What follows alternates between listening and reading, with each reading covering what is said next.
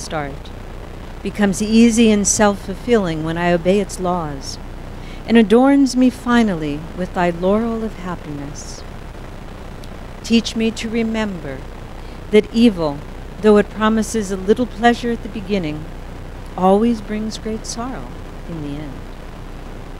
Teach me to love the ways of virtue, which guide me to my own highest interest and highest good. Teach me to shun vicious action, which is ever injurious to my true interest. Implant in me those wholesome habits which enable me always to perceive virtuous ways as more charming than vicious ones.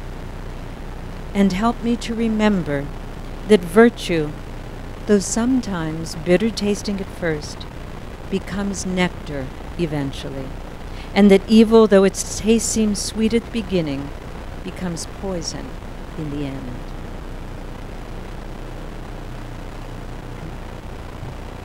Every one of the masters here that we see on the altar has brought to us something special, a special gift. And I'd like to mention today especially Sri Yukteswar, who you find here next to Yogananda.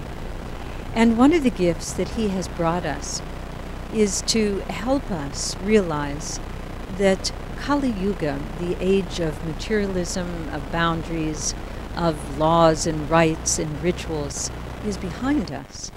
And we have entered into the new age of Dwapara Yuga, which gives us so many more possibilities. In Kali Yuga, we were so bound to place and to time. Whatever it is that people were doing, they had to do in a certain place. I remember some years ago, I took a pilgrimage with Ananda to the Holy Land, to Israel. And one of the places that we went to visit, the most fascinating of all for me, was on the east bank of the Dead Sea, and it was an ancient city called Qumran. And they say that this was the city of the Essenes. Now, you've probably all heard about the Essenes, and many people believe that Jesus was born into the Essene community. They were a mystic community, and they, so they say, wrote the scriptures and rewrote them, and the things that were found many centuries later that we call the Dead Sea Scrolls. So as we were going through it, and it's ruins, Qumran is in ruins, but there's still the walls and the places, and you can see where their temple was and where they lived and so forth. And we walked into a place that was called the scriptorium, which is where people would write. They would study, and they would write out the scriptures, and I'm sure that's where the Dead Sea Scrolls were written. Well, when I went in there, I felt a very deep connection to that place. I felt that I had been there. I felt that I had been one of the ones who was writing out the scriptures, and that I had probably spent my whole life between those walls. That I went there every day, and I did what I was doing, quite joyfully, and just never left there. And when I was there, I felt a sense of peace about that, but also a sense of incredible restriction. Like, oh my word, only inside these walls. Well, today, it doesn't matter where we are. We can do what we do everywhere. I was with a group of people, and there was a young woman in our community, and she came with somebody who's the head of our center in Santa Cruz. And I said to her, "Oh, I thought you were at Ananda Village because you're on our web team." She said, "Oh, I telecommute from Santa Cruz." It was just, so natural. When I travel, which is just about always, I just arrived last night from a trip to the Ananda Centers in Portland, Laurelwood, and Palo Alto, and I was carrying my office with me. I have my suitcase, and I have my office. And I was sitting in the airport in San Jose, and they have Wi-Fi in the airport. God bless them, because you have to get there early, right? And then, what are you going to do? So, I didn't want to buy expensive food and just sit there and eat. And so I opened my computer, and there we are. We're in touch with the whole world. In a way, it's an experience of omnipresence, I think. We can be everywhere at the same moment. So we're very happy, all of us, and it's very comforting to know that we are in Dwapara Yuga, but let us never think for a moment that Kali Yuga has died. Its tentacles are everywhere. It's insidious. It is so deeply rooted in our consciousness, in everything that we do, in our activities, in all of our institutions. And today I'd like to talk about that aspect of Kali Yuga that we bring over and we give energy to, and that is institutionalism. This, Narayan read the reading today on security. And in the affirmation it said that I am secure in the fortress of God's presence within me. Now that is our true security. But in our daily life, we seek security outside ourselves in all of the forms and the formulas and the institutions that have been created for centuries and sometime millennia, and we think that in them is our security. What we have done and continue to do is to formalize and institutionalize all of the human activities. And what we have done in the process, even though perhaps it offers us some measure of security and continuity, we have lost the content. And what we have left is an empty container. Now, I'd like to talk about a few human activities and how they have become so formalized and how we have forgotten what the true content is. Let's take marriage. Now, what is the essence of marriage? What is the content of marriage? It's people who love each other, and in the spiritual sense, the highest, because they love together something that's higher than both of them. So it's the mutual love of something that goes beyond two people, that goes beyond 100 people. And in that mutual love of the highest within us, two people support each other. They help each other in all ways to walk along the pathway, to enter into new and challenging experiences, always with mutual respect, always with mutual love, and always remembering that it's because we together love something greater. So this is what marriage is. And a wedding ceremony is that moment in time. It's a sacrament where these two souls, these two entities, join their forces and join their love and pledge to each other that they will help each other go forward. Such a beautiful institution, such a beautiful moment. But what has become of marriage? We have tried to make it something which is sanctioned and accepted. It has to be certified. It has to be formalized. Other people have to say it's okay for two people to be married. We look at benefits. You know, what are the benefits and who's going to receive them from a marriage? It tickles me in a way that makes me really sad when I hear about two people entering into a prenuptial agreement. Good heavens, you know, what is that? It anticipates the moment of divorce and says we're going to split up our property in a certain way. So people enter into this sacred relationship, you know, that God expressed through two people, already anticipating that they're going to separate, that they're going to argue, and that they need to determine ahead of time how things are going to go. I remember when my husband and I, or Juno, were married. It's a long time ago now. I can't even remember the years. There's so many of them have passed. I think it's 37, 38. We're getting close to 40 years. But when we were married, I wasn't totally convinced about this step. I think most people approach marriage, with that wonder and with that doubt. But the thing that really was getting me was the wedding ceremony. And I was thinking, I don't want to. What is this ceremony? I just asked myself, what is the essence of this ceremony? And even in those days, there were friends who were doing the wedding planning, and there were all of these questions, like how many photographers should we have? And, and I thought about it, and I said, I don't want any. I said, this is a sacred moment. We're going to be taking vows. I don't want flashbulbs going off in my face while I'm taking vows. I don't want to be distracted. Oh, but you must have a photographer. The other day, Dharmaraj and I went to the Biltmore Hotel to book a room for one of the coming events with Swami Kriyananda. And we went into the office, and it was the office of the event planner, who's also the wedding planner. And so while we were waiting for her, there were these books. I kid you not. They were this big, this thick, with a leather cover, and it was the wedding book. And, there was the bride getting ready and her flowers and this and that and here and there.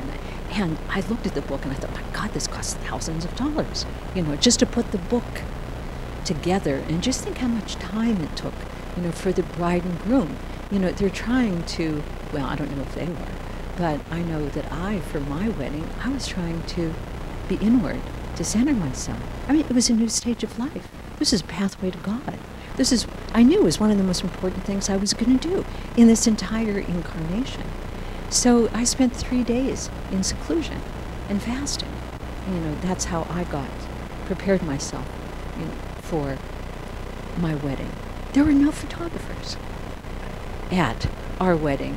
We took a couple pictures before and some pictures afterwards, but I wasn't going to let anybody in the temple with a flashbulb.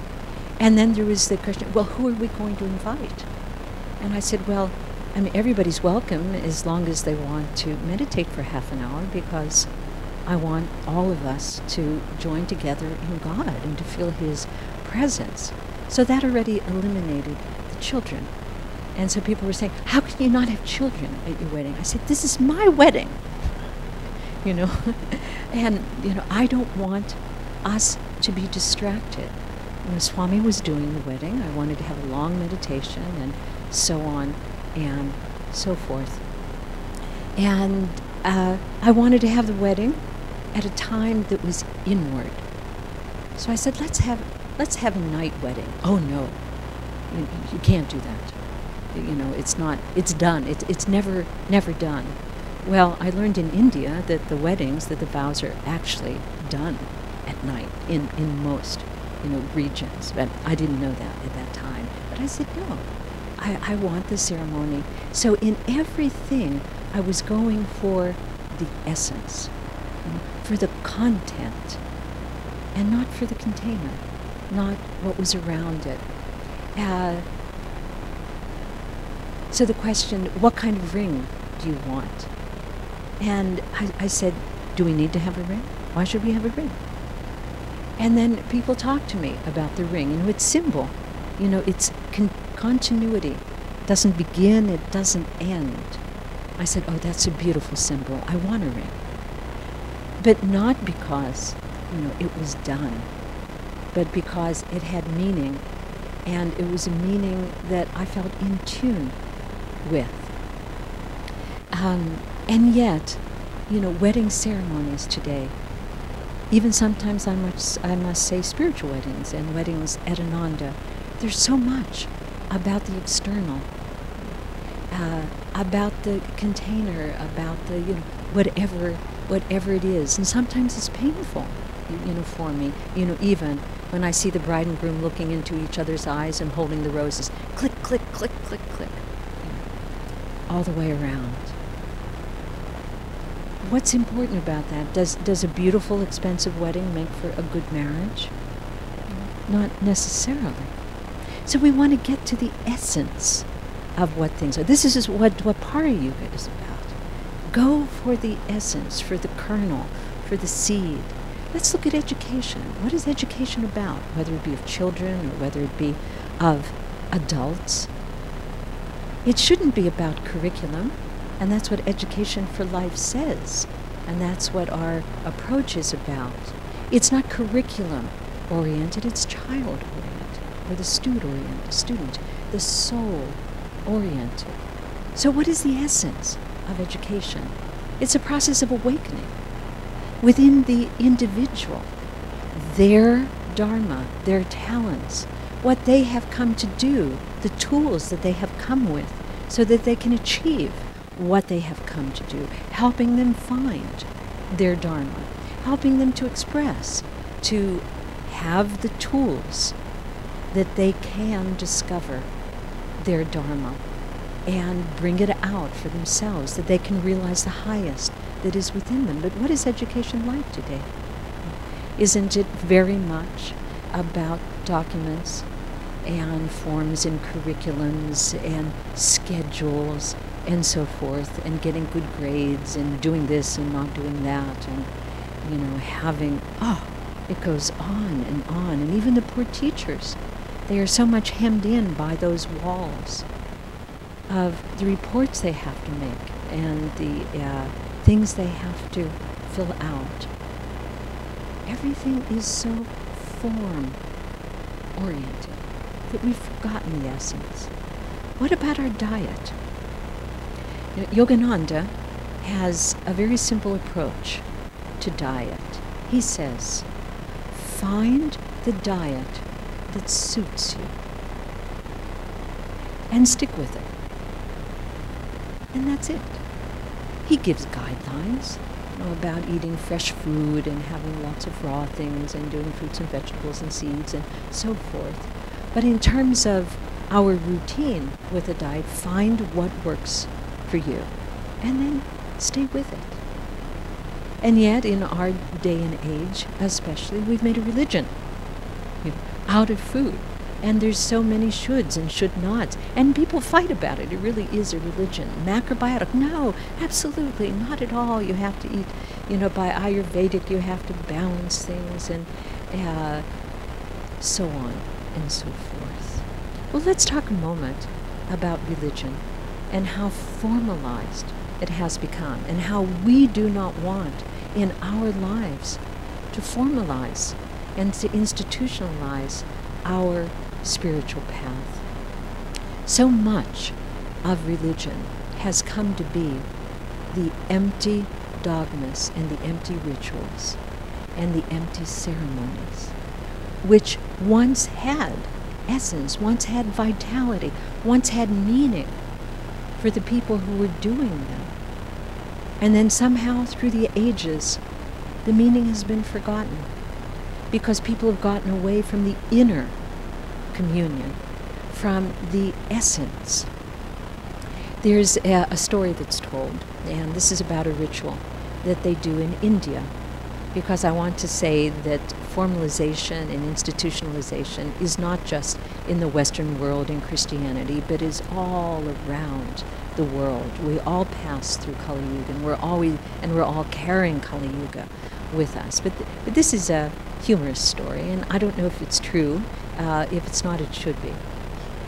There's when the father of a household dies, the family and the firstborn child especially does the rites, and they're called the Shraddha rites, and they're very much formalized.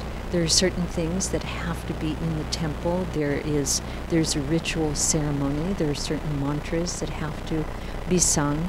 The pujari or the priest needs to be there, and so forth.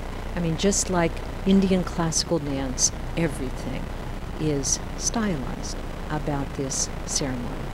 And so, father of a household dies, and his eldest son is doing the ritual, the Shraddha rites. And he asks around, for advice, and he's told what needs to be done. He prepares the temple, he gets the pujari, all of the things are there, the ghee, the rice, whatever it is that needs to be there. And they're just about to start the ceremony when all of a sudden a stray dog from the next village walks in the door. Well, everybody's horrified because the temple has just been desecrated. So they have to start all over. Somebody takes the dog out and ties it to a pillar outside so that he's not going to walk in again.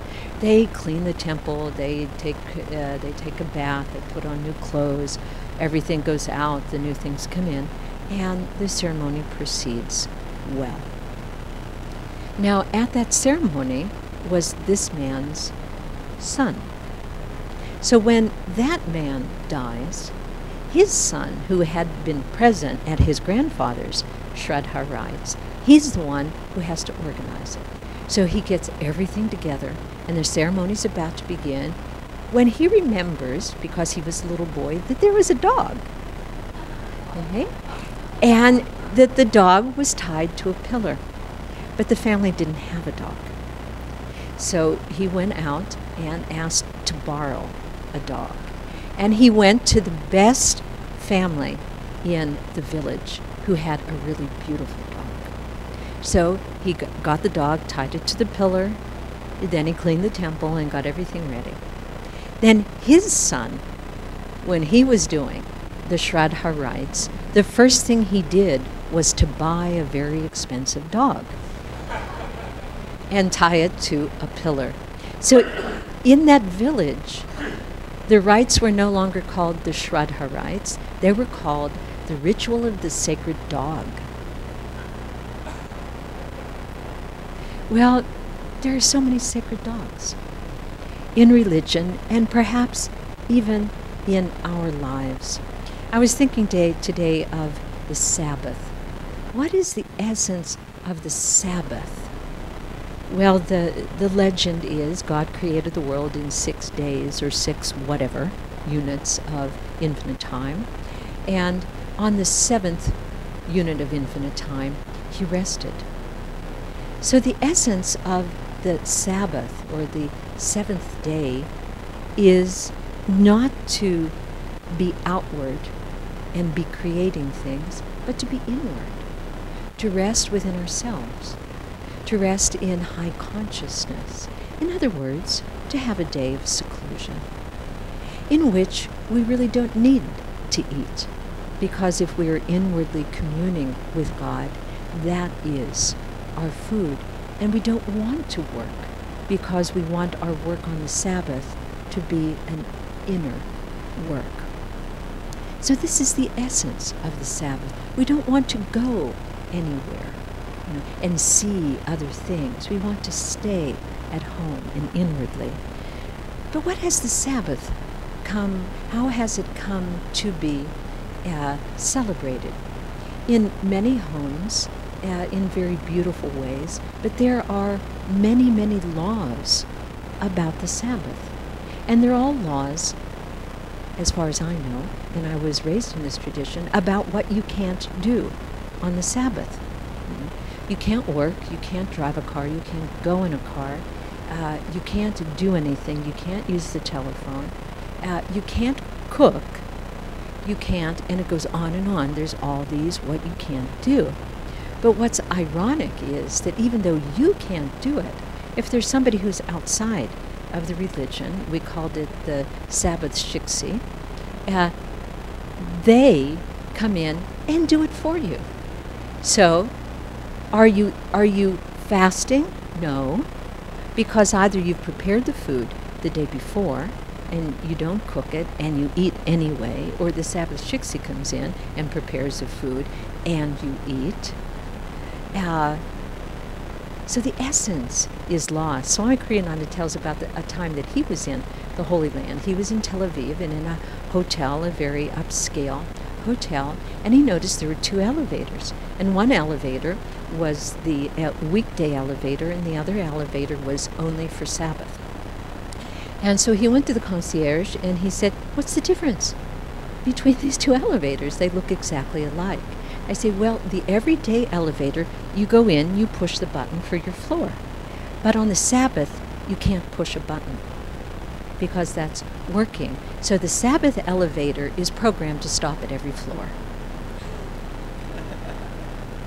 Okay, so we get further and further and further away from the essence. And what we're left with are these shells, and we are doing things and we don't know why it is that we're doing it.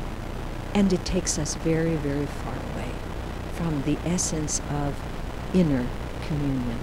Now, does this mean that there shouldn't be any laws, any guidelines, any regulations? No, of course not. Because to do any human activity well, to get the essence out of it, we need to be prepared. We need to have the tools. For example, a pianist, if he wants to express, let's say, divine music, or a composer, if he wants to write and share divine music, they need to have tools.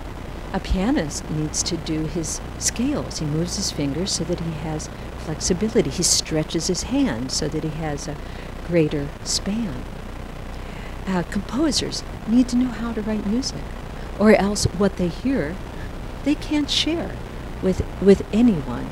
They say of the composer Handel, who composed the Hallelujah Chorus, which is a divine work, that he didn't compose it, he heard it. He was in his room one day and he heard this angelic choir and this huge orchestra. And he stayed in his room, I don't know for how many days, I think 11 days, and just furiously wrote down what he was hearing. He was hardly even eating. The maid of the house, he was in like I can't remember what it was, a house with many people in, would leave the food and take it away, untouched. But how much poorer we would be as a civilization if Handel didn't know how to write music. But he did. An athlete who wants to express himself through his physical body needs to train. He needs to build up his muscles. He needs to stretch his tendons. If somebody wants to play golf or play tennis, they need to know how to address the ball, how to swing. There are things that we need to do if we want to express God's presence within us, if we want to find God's presence within us. So let's take a look at the guidelines that we have on our spiritual path. If a person wants to read the wisdom of the ages, he needs to learn how to read.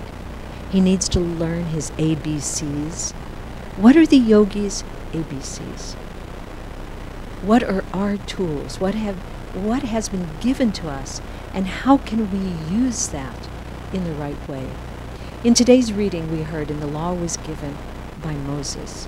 Well, the Hebraic law, there are the 10 Commandments, and some of them are shoulds, and some of them are should nots. And when we look at Sanatana Dharma, the path of Raja Yoga, what do we find? Something comparable to the Mosaic law. The yamas and the niyamas, Patanjali's Eightfold Path, and the 5 yamas, what we should stay away from, and the 5 niyamas, what we should embrace. Are these just containers? Are these something that we should discard? No. We need to understand that if our purpose in life is to discover the divine essence within us, that essence is a vibratory consciousness. And our entire spiritual path has only one purpose: to attune our vibration to the cosmic vibration. What's our vibration right now? Ego. It's our desires. It's our attachments. The sound that we are emanating, the music that we are singing, is all about what we want and what we hope. It's all about Maya. It's all about illusion. And in our spiritual path, we need to attune our music, what we're playing, what we're receiving, what we're singing, to infinite consciousness. And how are we going to do that? By purifying our desires, by getting rid of what doesn't belong to us. Delusion doesn't belong to us, limitation doesn't belong to us, attachment doesn't belong to us, habits which aren't helpful don't belong to us. So part of our path to self-realization is getting rid of things that aren't ours, and finding within us that pure essence. On our particular spiritual path, that's part of Raja Yoga, our masters have given us tools to use, instruments that we can employ in our journey to self-realization. One of the great ones is the energization exercises, because it takes enormous vitality to find the essence within us. It's a fantastic tool. It's not a law, it's not an institution, it's something that helps us. What about the vibration of our mind? Where is it usually? Seeing what's wrong, the negativity, the smallness of life. We need to attune our mind. And what do we have from our masters? We have affirmation, we have chanting, we have prayer. When we use those tools, we get our minds in line, in attunement with and open to receiving higher consciousness. If we block it off and say, no, it doesn't exist, no, I don't want it, we can't get there unless we can perceive, and it's all about perception. Unless we have perception of where we want to go, we're not going to know how to get there.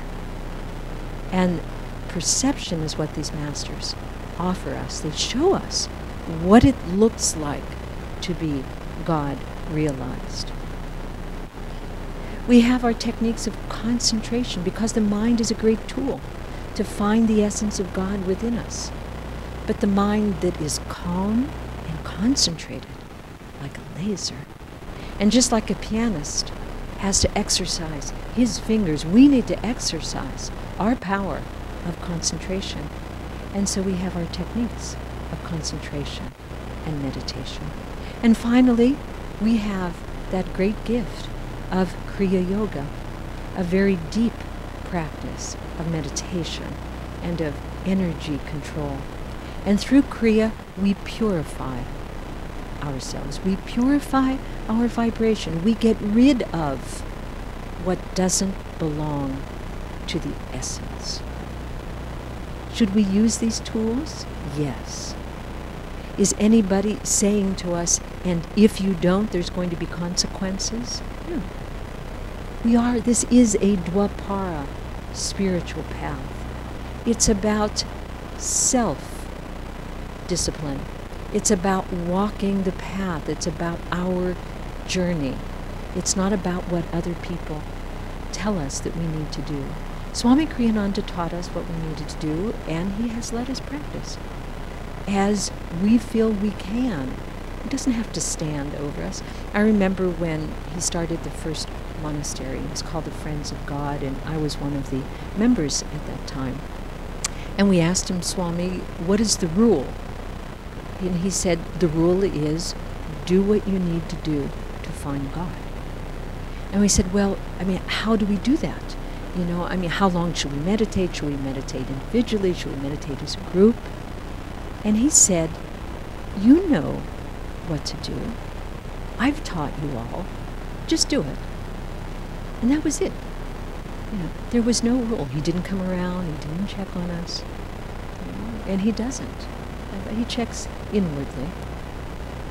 So this is what we want to achieve in our spiritual life.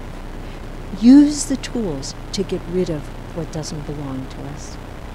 I'm going to close with that little parable, we could say, or metaphor, about a very simple man who had a great talent of being able to sculpt elephants.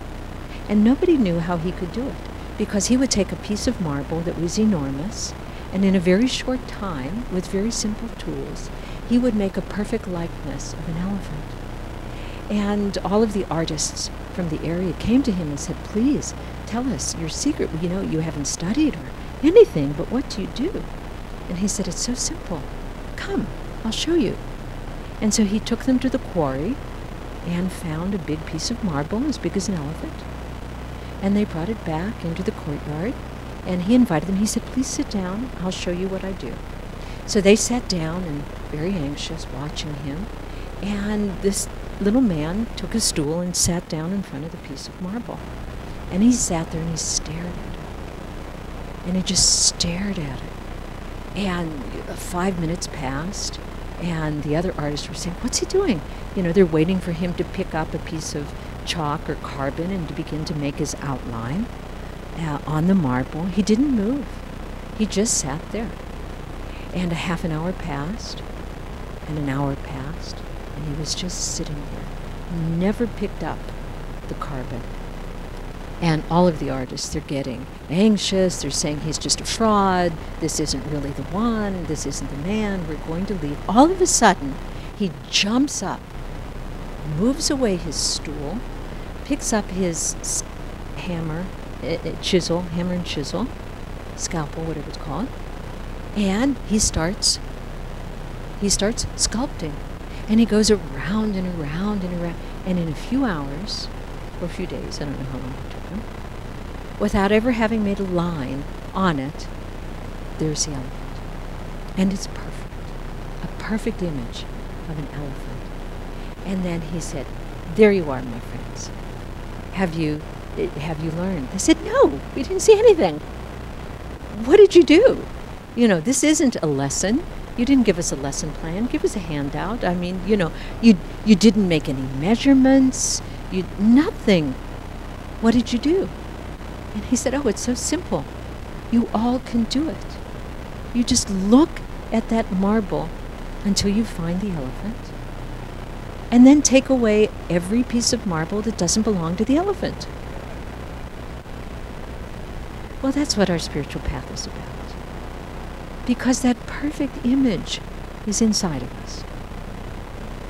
And we just need to chip away. We take away the habits that aren't useful, the attachments that aren't useful, the ways of thinking that aren't useful. And what's left after we have purified ourselves is a perfect image of God. We don't need rituals, we don't need ceremonies, but we need those tools. We need the perception. We need to be able to see it.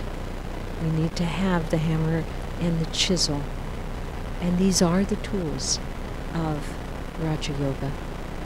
After lunch today, I'm going to be giving a workshop about these tools of Raja Yoga.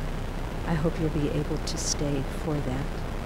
And if you are and if you aren't, I wish us all a really beautiful spiritual path, that we can just take away everything that's not necessary. Just let it go through Kriya, through the purification ceremony, which is very deeply meaningful, and that we each find within ourselves and in every activity that we do, in our work, in our spiritual path, in our relationships, in our health, that we find the essence and that we stay true to that essence. Because when we have found the essence, we will have found God. As you are.